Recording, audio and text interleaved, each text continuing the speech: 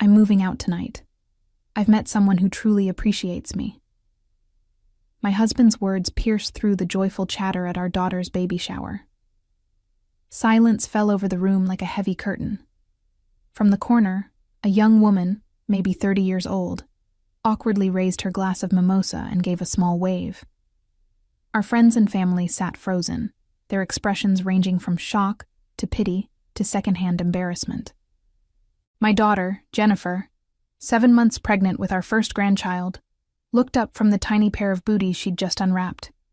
Her face crumpled, and I instinctively placed my hand on her shoulder.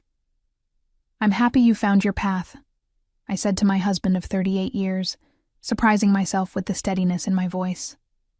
I squeezed Jennifer's shoulder gently, whispered, "I'll call you later," and walked out of the community center in Columbus, Ohio, with my head held high. The May sunshine felt warm against my face as I stepped outside, a stark contrast to the cold reality that had just unfolded. I am Teresa Callahan, 61 years old, a retired school librarian who just watched my marriage publicly implode. But I wasn't as devastated as everyone in that room might have assumed, because I'd known for months. I slid into my car, a sleek new Lexus that Gregory had complained was too extravagant for a retiree, and pulled out my phone. With trembling fingers, anger, not sadness, I sent a text message with a secure link and the simple words, "You might want to check this when you have a moment." As I pulled away from the curb, I glanced in my rearview mirror to see Gregory bursting out of the building, his face flushed as he fumbled with his phone. I knew exactly what he was seeing. Documentation of every financial move I'd methodically made over the past 3 months. The vacation house in Sandusky now solely in my name. Our joint savings, carefully and legally redistributed. The retirement accounts, protected under a trust my lawyer had assured me was airtight. Years ago, this would have been unimaginable. I was the woman who had to ask permission to buy a new dress, who handed over my teacher's paycheck for better management, who believed my husband when he said that financial matters were too complicated for me to understand. But people can change. People can learn. People can prepare. My phone began to ring. Gregory's name flashed on the screen. I declined the call and turned onto the highway, heading toward the luxury apartment I'd secretly leased last month. I first noticed something was wrong last Christmas. We were hosting our traditional family dinner. Gregory, myself, Jennifer, and her husband Thomas, our son William, who had flown in from Portland, and a handful of close friends. I was in the kitchen preparing dessert when Gregory's phone, left carelessly on the counter, lit up with a message. "Missing you already. Last night was perfect." The sender's name was Angela B. I remember setting down the knife I was using to slice apple pie, wiping my hands on my apron, and taking a deep breath. After 37 years of marriage, you develop an intuition. This wasn't a colleague. This wasn't innocent. This was something else entirely. I didn't confront him that night. Instead, I began to pay attention. Gregory, once predictable in his routines, had become erratic. Monthly fishing trips extended to every weekend. Late nights at the office became more frequent, despite his supposed preparation for retirement from the investment firm where he'd worked for 3 decades. Credit card statements showed dinner charges at restaurants too fancy for business meetings. Always for exactly 2 people. "You seem distracted lately," he said to me one evening in February, not looking up from his newspaper. "Is everything all right?" I almost laughed at the irony. "Just thinking about our future," I replied honestly. Gregory nodded absently. "Don't worry about that. I've got everything under control." That was his favorite phrase. "I've got everything under control." He'd said it when we bought our first home, when we invested in his company's stock options, when we made decisions about our children's education. For decades, I believed him. I trusted him to handle our finances because he was the expert, the successful investment advisor who managed millions for clients. What did I know about money? I was just a school librarian who loved books and children. But watching him pretend to read that newspaper while his mind was clearly elsewhere, I realized something important. Gregory might be having an affair, but his real betrayal had been keeping me financially ignorant for decades. That was a power imbalance I could no longer accept. The very next day, I made an appointment with Valerie Peterson, a financial advisor recommended by my friend Dorothy, who had navigated her own difficult divorce years earlier.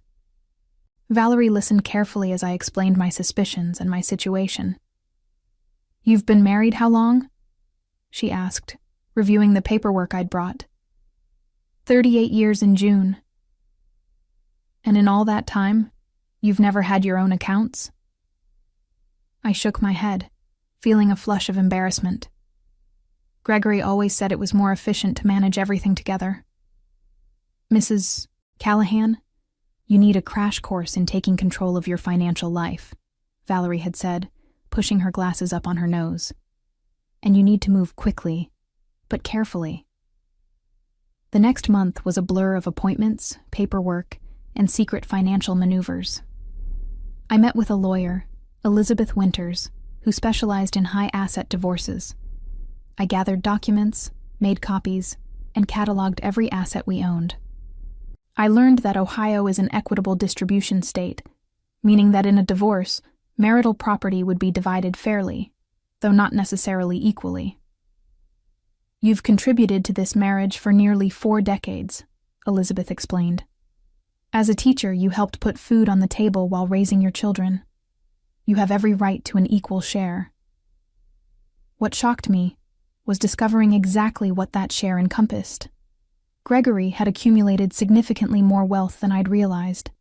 Beyond our primary residence and vacation home, there were investment properties I hadn't known about, stock portfolios, and retirement accounts with balances that made my eyes widen. "He kept all this from me?" I asked, stunned as I looked at the statement totals. "Financial concealment is unfortunately common," Elizabeth said gently. "But knowledge is power, and now you have both."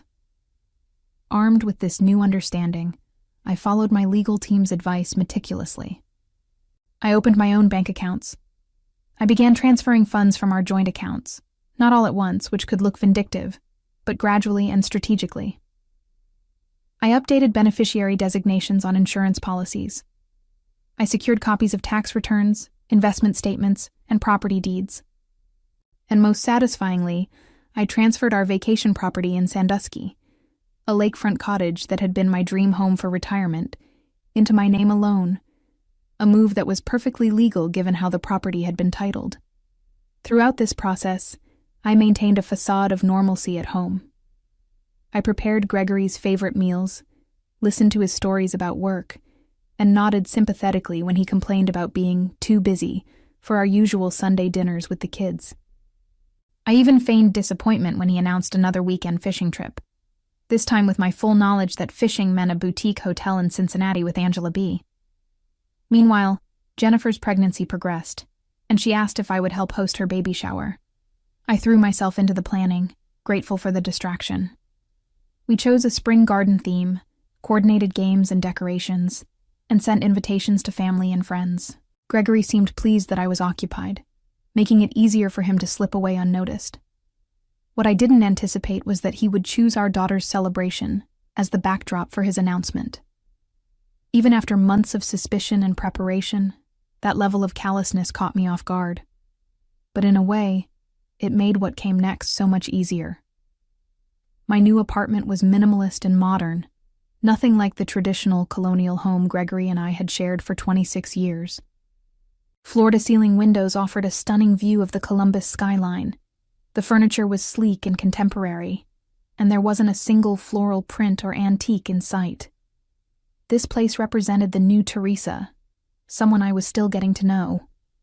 I silenced my phone after Gregory's 7th call and poured myself a glass of the expensive Cabernet I'd purchased with my new credit card.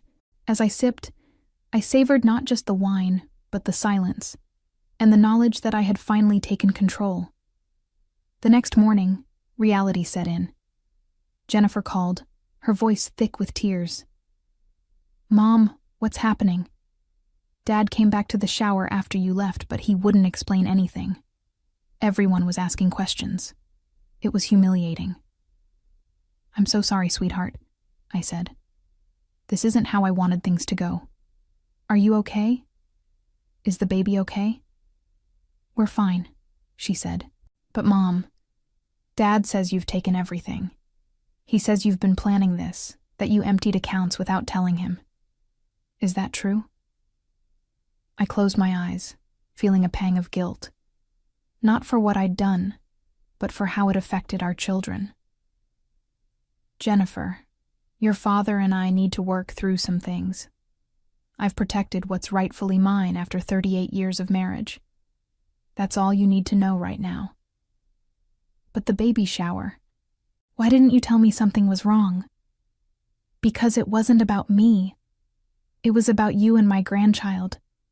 I never imagined your father would choose that moment to announce his decision." After promising to visit her later that week, I hung up and steeled myself for the next call. It came from William, our son. "Mom, what the hell is going on? Dad's completely losing it. He showed up at my hotel room at midnight, ranting about how you've stolen his retirement." "William, please watch your language," I said automatically, the school librarian in me emerging despite everything. "Your father is upset because he's facing consequences he didn't anticipate." "What consequences?" "Mom, he said you transferred the lake house to yourself. That's cold." I felt a flash of anger. Cold? What would you call announcing to our entire social circle that you're leaving your wife for another woman during your pregnant daughter's baby shower?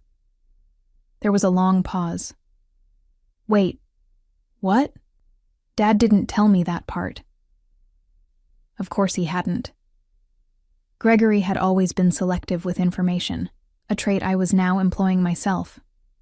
I spent the rest of the day fielding calls and texts from concerned friends and family. Some were appalled by Gregory's behavior. Others were shocked by my financial maneuvers. Dorothy, my closest friend since our teaching days, came over with takeout Chinese food and a bottle of champagne. "To your liberation," she toasted, raising her glass. "I've been waiting 30 years for you to stand up to that pompous ass." I laughed despite myself. "Have you really disliked him all this time?" Dorothy's expression softened. "I never disliked Gregory. I disliked how he diminished you. How he made every decision, controlled every dollar, took credit for your successes, and blamed you for his failures. You deserve better, Teresa." As we ate lo mein straight from the containers, I filled Dorothy in on my plans. I would be meeting with my lawyer again tomorrow. Gregory had already contacted his own attorney. The battle lines were being drawn. "Are you scared?" Dorothy asked as she was leaving. I considered the question. Not scared. Sad, yes. Angry, definitely. But for the first time in decades, I feel powerful. That night I slept better than I had in months. The next morning, I arrived at Elizabeth's office downtown to find her waiting with a grave expression. "Gregory's attorney has been in touch," she said, gesturing for me to sit. "They're contesting the property transfer and claiming you acted in bad faith." "Is that going to be a problem?" I asked, my confidence faltering slightly. "It complicates things, but we've done nothing illegal. Everything was properly documented and filed. The lake house was transferred through legitimate channels." She pulled out a folder. "However, they're demanding an emergency hearing for temporary financial orders. Gregory is claiming financial hardship." I nearly choked. Financial hardship? The man makes over $300,000 a year. Yes, but according to his filing, he has significant debt obligations I don't think you were aware of. Elizabeth spread several documents across her desk. Credit card statements showing balances in the tens of thousands. A personal loan with a staggering interest rate. A second mortgage on our primary residence that I had never signed for. "How is this possible?" I whispered, my hands shaking as I examined the evidence of yet another betrayal. "There's more," Elizabeth said gently. The girlfriend, Angela Blackwood. She's a former client of Gregory's firm. There's been an ethics investigation ongoing for nearly 6 months. The pieces suddenly fell into place. Gregory's increasingly erratic behavior, his insistence that retirement was still years away, despite our original plan to retire together when I did, the frequent arguments about money that seemed to come out of nowhere. He's been hiding financial problems, I realized aloud.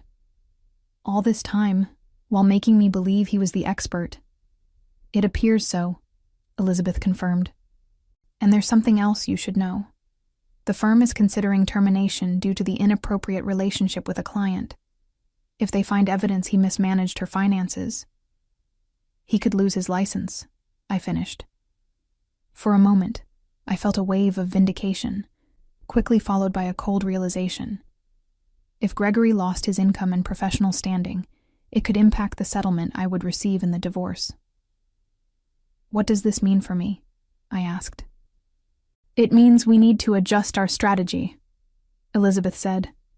The good news is that you've already secured significant assets.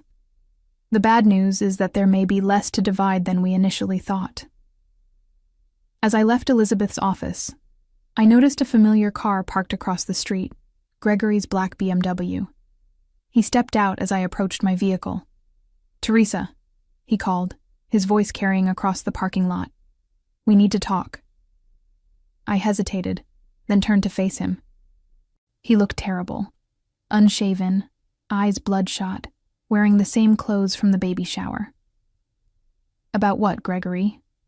Your girlfriend? Your secret debt? The ethics investigation at your firm? His face paled. How did you... I know everything now, I said, surprised by the steadiness in my voice.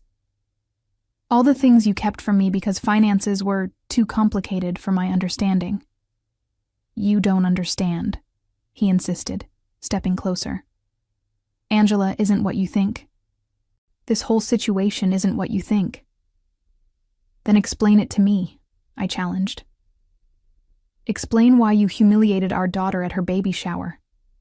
Explain why you took out a second mortgage without my knowledge. Explain why you've been lying to me for months.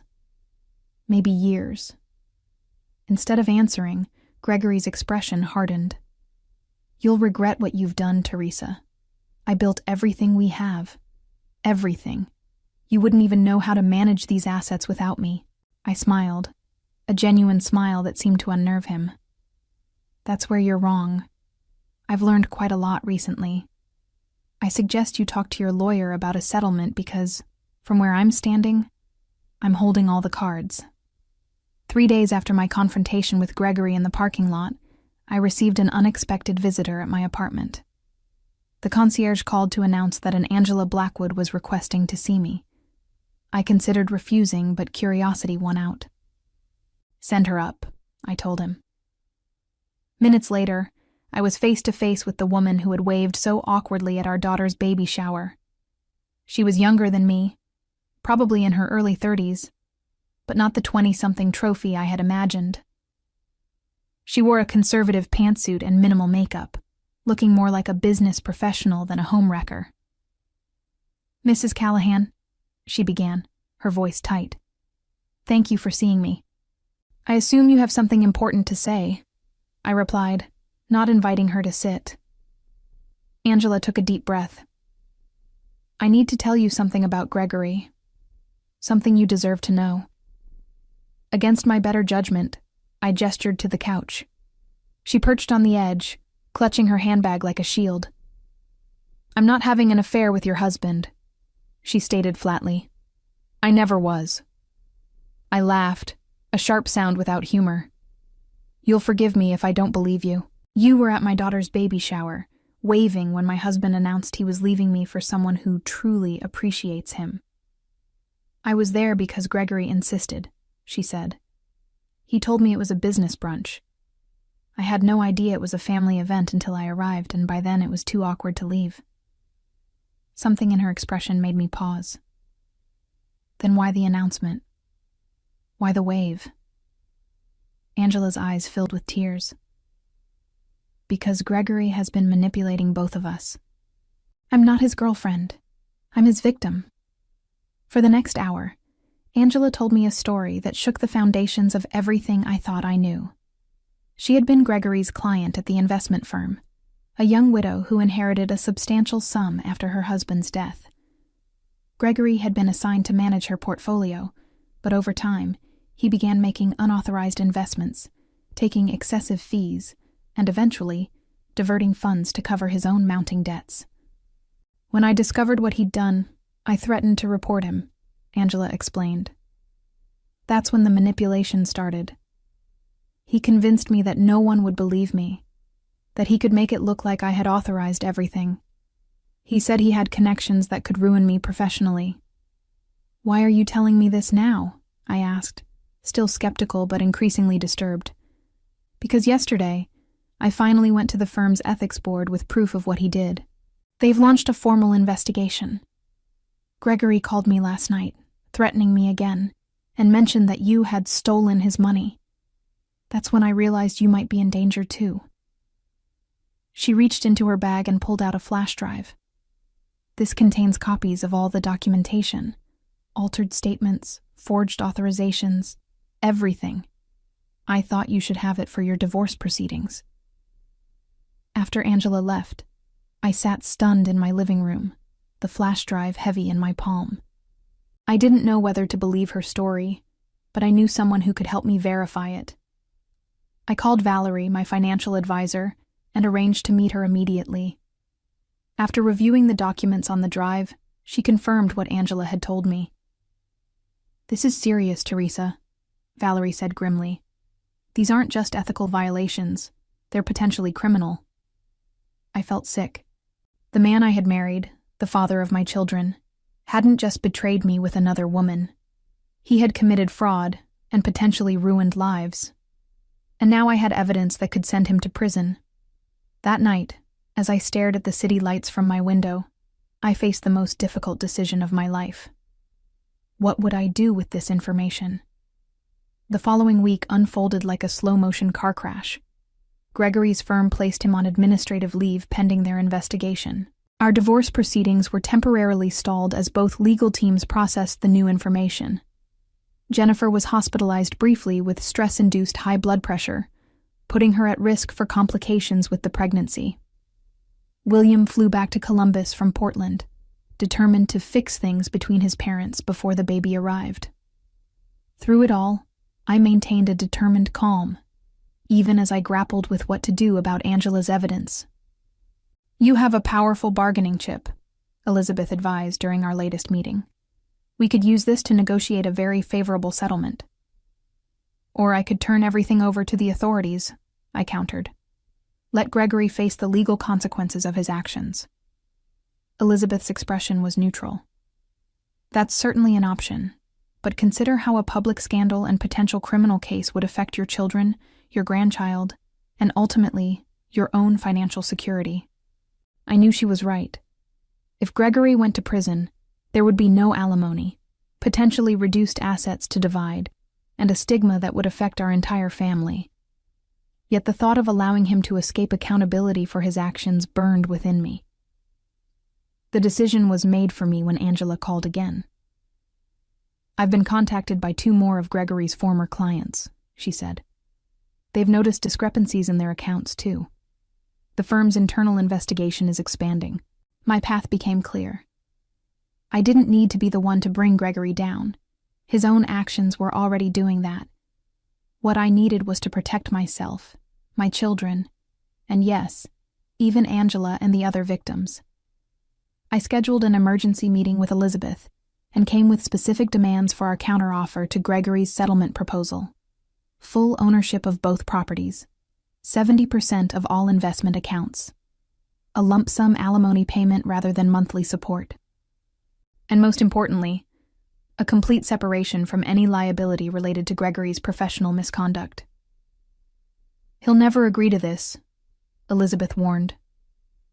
He will, I said confidently, because I'm offering him something in return, my silence. The settlement meeting was held in a conference room at Elizabeth's law firm. Gregory arrived with his attorney, a sharp-suited man with an aggressive reputation. I was surprised to see how much Gregory had aged in just 2 weeks. Deep lines etched his face, and his hair seemed grayer. "Mrs. Callahan has reviewed your proposal and has a counteroffer," Elizabeth began, sliding folders across the table. Gregory's attorney skimmed the documents, his eyebrows rising. "This is completely unreasonable," he declared. "Is it?" I asked, speaking directly to Gregory. "Considering what I know about your professional situation, I think it's quite generous." Gregory's face drained of color. "What are you talking about?" "Angela Blackwood came to see me," I said quietly. "She shared some very interesting documentation about your investment practices." "You're bluffing," Gregory's attorney interjected. I turned to Elizabeth, who nodded and produced a thumb drive. "This contains copies of everything we have," she said. "We haven't shared this information with authorities yet, but rest assured, we will if necessary." Gregory and his attorney stepped outside to confer. I could see them through the glass wall of the conference room. Gregory gesticulating wildly, his attorney speaking in urgent, hushed tones. When they returned, Gregory's surrender was evident in his posture. "We'll accept the terms," his attorney announced stiffly. "With one modification. My client requests ongoing visitation rights with his future grandchild." I felt a twinge of unexpected emotion. Despite everything, Gregory was still a father and soon-to-be grandfather. That was something even I wouldn't take away from him. "Agreed," I said, "provided he completes an ethics course and financial counseling." Gregory looked up, surprise flickering across his face. "Why would you stipulate that?" "Because our grandchild deserves a grandfather who understands right from wrong," I replied simply. "Something you seem to have forgotten along the way." 2 hours later, with papers signed and notarized, my 38-year marriage was effectively over. The day Jennifer gave birth to Eliza Grace, Gregory and I sat on opposite sides of the hospital room, our new reality crystallized in the awkward silence between us. But when our daughter placed that tiny bundle in my arms, nothing else mattered. I was a grandmother now, embarking on yet another new chapter in my life. In the months that followed, Gregory's professional world collapsed completely. The firm's investigation expanded to include regulatory authorities, and while he avoided criminal charges through a cooperation agreement, his career in financial services was permanently ended. He moved to a small apartment across town, started therapy, and began the humbling process of rebuilding his life from scratch. As for me, I sold our family home and moved permanently into my apartment. I traveled to places I'd always wanted to see: the Grand Canyon, New York City, even a 2-week tour of Italy. I volunteered at the library where I'd once worked, reading to children twice a week. And slowly, carefully, I began to repair the relationships damaged by Gregory's betrayal and my own necessary but painful response. "You know," Dorothy said one evening as we shared dinner on my balcony, "you've completely transformed this past year. You're not the same Teresa I've known for decades." I considered this as I looked out at the Columbus skyline, golden in the setting sun. "I'm exactly the same person," I corrected gently. I just finally allowed her to emerge. Looking back on my journey from betrayal to empowerment, I realized the greatest revenge wasn't in the assets I secured or the dignity I maintained. It was in discovering I had been capable of rescuing myself all along.